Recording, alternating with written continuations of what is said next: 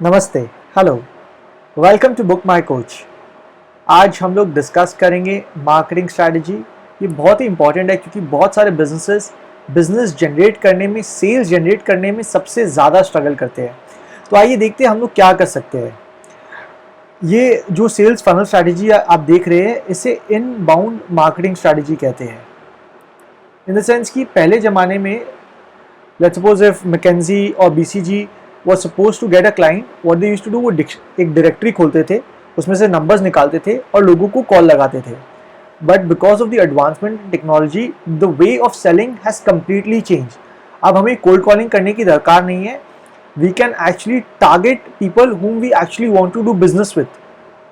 यहाँ पर full world है और यहाँ पर आप हो।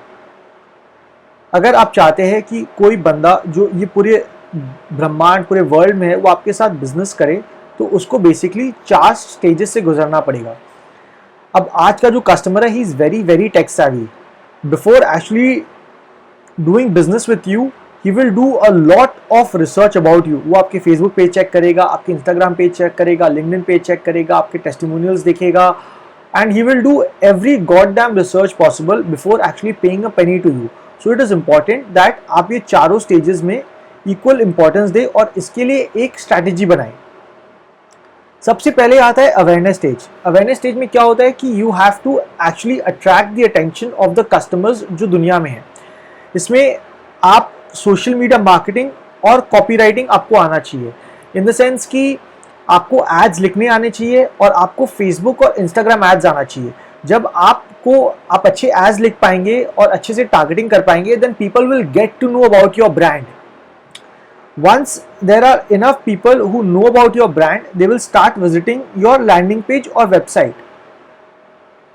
अब क्या होगा, जब वो आपके वेबसाइट या लैंडिंग पेज पे आएंगे, तो he will not actually make a purchase, he will just come to your website, he will see what is that you are offering.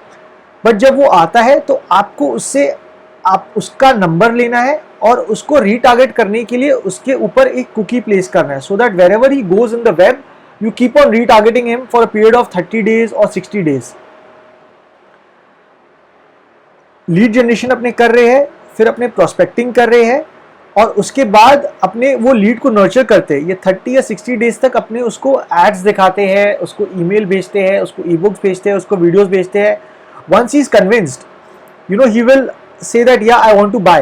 At that time when he is actually ready to make that purchase, आपको उसको या तो free consultation देना पड़ेगा, या तो free trials देना पड़ेगा, या तो आपको 100% मनी बैक गारंटी देना पड़ेगा। You have to entice him to make a decision. तो इसके लिए भी आपको कंटेंट रेडी करना पड़ेगा। Generally these are the 3 most important steps. Once you are following, अगर यहाँ पर आपके पास 100 लोग आए हैं, तो may be 50 will give you number, may be 20 will take the demo, and 10 people will become your actual clients. But remember, the actual clients are the ones who will give you referrals and who are 100% happy and satisfied. अगर 10 में से 9 satisfied हुए तो आपके actual closures 9 हुए। ये 10 को आपको पैसे वापस कर देने चाहिए, क्योंकि ये जो 10th कस्टमर है आपकी इतनी बुराई करेगा, it will not be worth it and it will actually impact your lead generation. So the idea is that you generate enough leads, you do the right way of prospecting, you give them a free value add, you give them free consultation.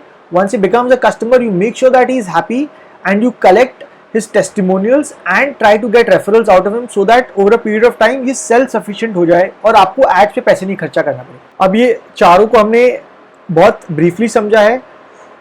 आने वाले modules में हम लोग देखेंगे कि एक एक चीज़ में हम क्या क्या कर सकते हैं, कैसे हम लोग बेटर कॉपी राइटिंग कर सकते हैं, कैसे हम लोग बेटर लैंडिंग पेजेस बना सकते हैं, कैसे हम लोग कस्टमर को इंटाइस कर सकते हैं डिसीजन लेने के लिए, और कैसे हम लोग इंश्योर कर सकते हैं कि वो एक हैप्पी कस्टमर है और अपने बिजनेस को स्केल कर सकते हैं। Thank you, bye bye.